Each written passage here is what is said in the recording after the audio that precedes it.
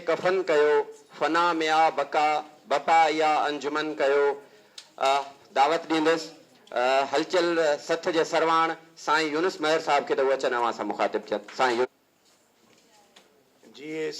जिए सिंध जाम मोहब्बत पिए सिंध। दोस्तों साथियों, साईं समर हैदर साहब, कॉमरेड समर हैदर साहब, कॉमरेड रोचीराम, कॉमरेड हैदर जतोई जो साथी दोस्त ऐं अदी असांजी हमीदा गांगुरो ऐं असांजो दोस्त साथी बेंगाली साहब, कैसर बेंगाली साहब, जेको हिन मुल्क जे अंदरि पोरे तबक़नि जी नुमाइंदगी कंदड़ आहे। ऐं उनखां पोइ कॉमरेड जा जेके पोयर आहिनि, कॉमरेड साथी दोस्त वेठा आहिनि, साईं मंसूर, साईं इदरीस चांडियो ऐं हाल में वेठल सभई दोस्त साथी ऐं असांजूं भेनर, तव्हां सभिनी ते अलाह साईं जी जेको आहे सो सलामती हुजे। अॼु हिन हाल में बि मूंखे ईअं महसूसु थो थिए त कॉमरेड हैदर जतोई जो ख़्वाबु साबिया थियो आहे। छो त कॉमरेड जो जेको ख़्वाबु हो उहो पोरतनि ऐं मज़दूरनि जी यकजहती हुयो। कंहिं बि मुल्क जे अंदरि तेसि ताईं तब्दीली नथी अची सघे जेसि ताईं हारी ऐं मज़दूर पाण में ॿधी न कनि। अॼु हेतिरियूं जेको आहे सो असांजूं अदियूं मज़दूर साथियाणियूं ऐं हारियुनि जा वर्कर सभु गॾु थिया आहिनि त हिकिड़ो यकजहती जो मुज़ाहिरो आहे। इहो सुभाणे जेको मीडिया खे पैगाम वेंदो त कॉमरेड जतोई जे सालगिरह जे मौक़े ते मज़दूर ऐं हारी गॾु वेठा ऐं गॾु ई पंहिंजी हिकमत मिलीन जे हवाले सां जेको आहे सो हिक ॿिए सां शेयर कयूं ऐं पंहिंजूं हिकमत अमलियूं ठाहींदा।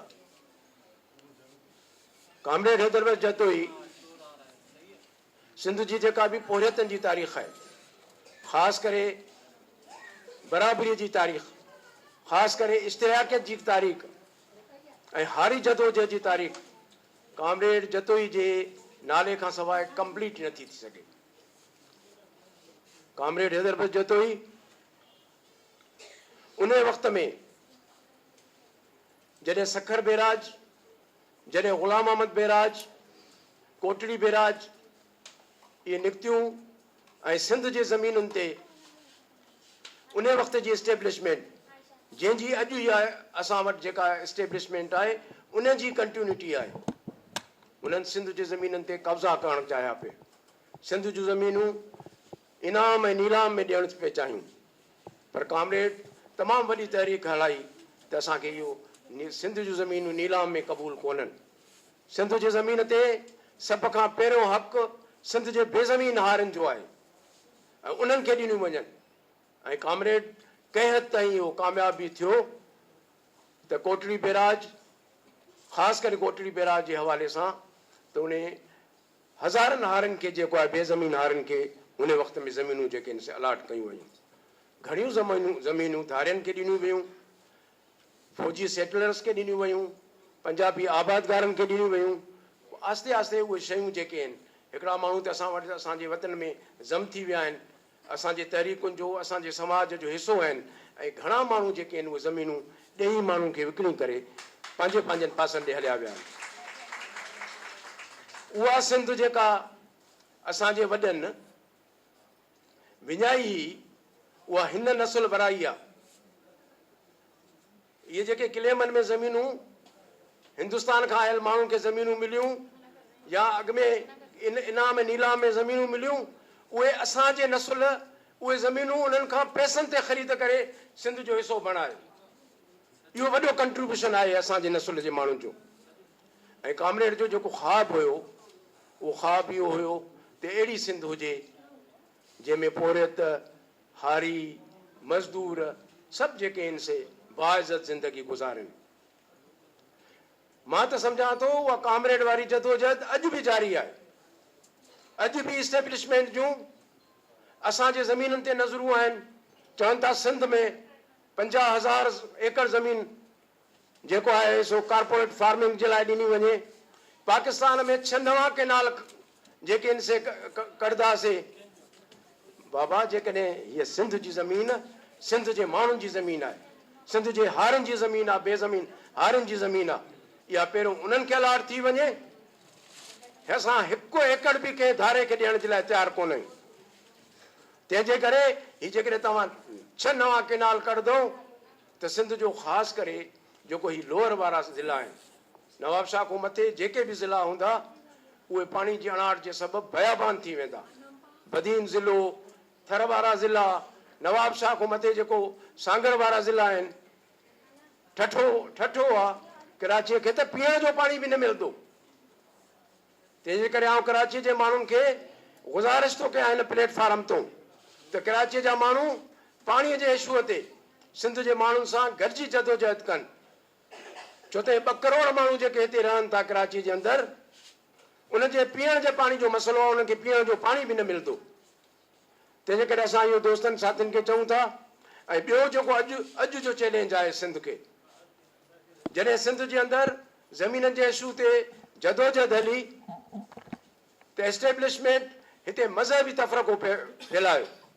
उहो मज़हबी तफ़रक़ो एस्टेब्लिशमेंट जे एजेंट फैलायो आहे। ॿाहिरों माण्हू, मुल्क खां ॿाहिरों माण्हू जेके आहिनि, गुस्ताखाना क़िस्म जा जेके आहिनि से मैसेज कनि था, स्टेटस रखनि था। त इहा बि असांखे जेका आहे सा साज़िश खे नाकाम बणाइणो पवंदो सिंध जे माण्हुनि खे।